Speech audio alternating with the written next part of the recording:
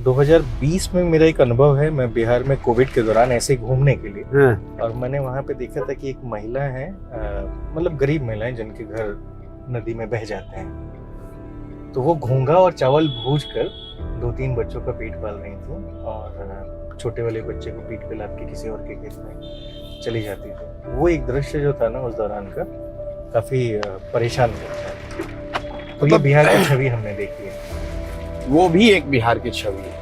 ये मैं नहीं कहूंगा कि बिहार की वही छवि है, लेकिन वो भी एक बिहार की छवि है। जिस रीजन की आप बात कर रहे हैं वो कोसी का जो एरिया है और कोसी से प्रभावित एरिया जिसको कह सकते हैं, उन जिलों में बांध जो बंधा हुआ है, बांध के अंदर रहने वाले लोग हैं। एक बहुत बड़ी जनसंख्या वहाँ ऐसी है जो कि एक नोमैडिक लाइफ जीने को मजबूर है। वो साल में 2 बार 3 बार उनको अपना रहने का घर बदलना पड़ता है। तो उनके जीवन में किसी तरह की स्थिरता है ही नहीं। पढ़ाई, रोजगार, सुविधाएं, वो सब बाद की बात है। तो सर्वाइवल ही एट स्टेक है जब आपका घर ही नहीं है। और घर है तो वो ऐसा है जो टेम्पररी है, जो नोमैडिक सेटअप का होता है, क्योंकि आपको मालूम है कि 3 महीने के बाद आपको वो उठा के दूसरे जगह जाना पड़ेगा। तो वो स्थिति है। और मैं हमेशा कहता हूँ कि बिहार में जब नीचे जाइएगा, तो मैं खुद भी यहीं बिहार में मेरा जन्म हुआ है और यहीं पे पला बढ़ा भी हूँ। बहुत समय मैंने बिताया है यहाँ बिहार में काम करते हुए भी। जब संयुक्त राष्ट्र संघ में, यूएन में, यूनिसेफ में काम कर रहा था, तब भी यहाँ पर मैं रहा हूँ। बाद में राजनीतिक दृष्टिकोण से भी 2-3 साल यहाँ बिताए हैं मैंने। बावजूद इसके, और ऐसा लोगों को लगता है कि मुझे और मुझ जैसे लोगों को डेटा वगैरह की समझ है, बावजूद इसके जब मैंने पदयात्रा की 2 साल, तो जो लोगों की परेशानी, जो गरीबी, जो उनकी जो बदहाली मैंने देखी है, उसको मैं एक लाइन में सम अप करता हूँ कि बिहार जितना आंकड़ों में गरीब दिखता है, उससे कहीं ज्यादा गरीब एक्चुअल रियलिटी में है।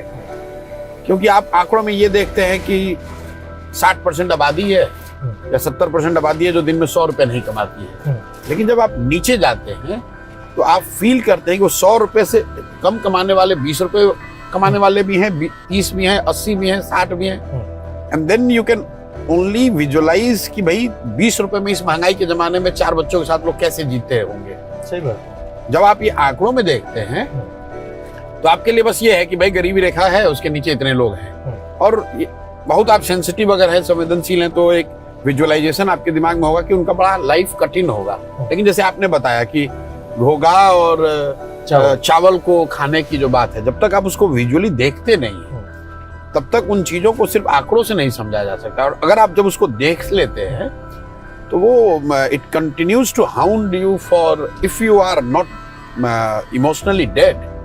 मतलब वो चीजों से निकलना, उबर पाना बहुत मुश्किल है। मैं आपको एक, आप जैसे ही किसी पॉडकास्टर को मैं बता रहा था कि पूरे 2 साल से ज्यादा जो मैं यहाँ गांव में चला, तो मेरे अपने दिमाग में जो एक घटना जिसने बिल्कुल झकझोर के रख दिया। एक बच्चा, जैसे हम लोग जब चलते थे तो शाम में टेंट सिटी टाइप ही आप कह सकते हैं कि टेंट लगाकर 200, 250, 300 लोग जितने हैं रुकने का एक सेटअप तो टेम्पररी बनाना ही पड़ता है हर शाम को। तो उसमें पहले जब हम शुरुआती दिनों में हम लोग खाना जब खाते थे तो ग्रामीण लोग भी वहाँ पे आ जाते हैं खाना खाने के लिए। उसमें चूंकि गरीबी बहुत है और खाना कुछ विशेष नहीं है, बहुत है तो खिचड़ी खा सकते हैं आप, या चावल दाल जो बेसिक बना हुआ वो लोग खाते थे। एक बच्चे को मैंने देखा खाते हुए, और इतनी क्वांटिटी में खा रहा था कि थोड़ा मतलब सरप्राइजिंग लगा।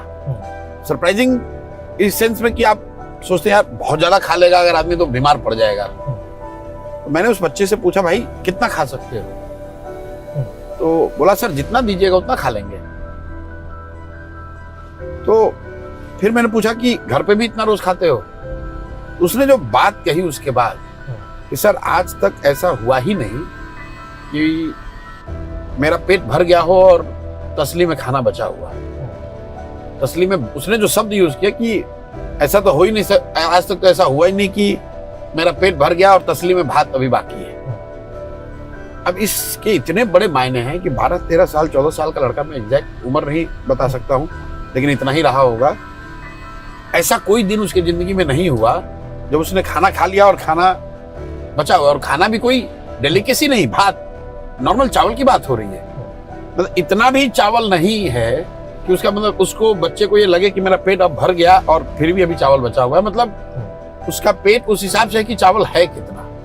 ये इतनी बड़ी मतलब दिल को झकझोर देने वाली बात है कि मैं उससे उबर नहीं, मतलब कई बार उसको सोचता हूँ, एक दो बार मैंने कहा भी लोगों को। तो ये आंकड़ों का गेम नहीं है,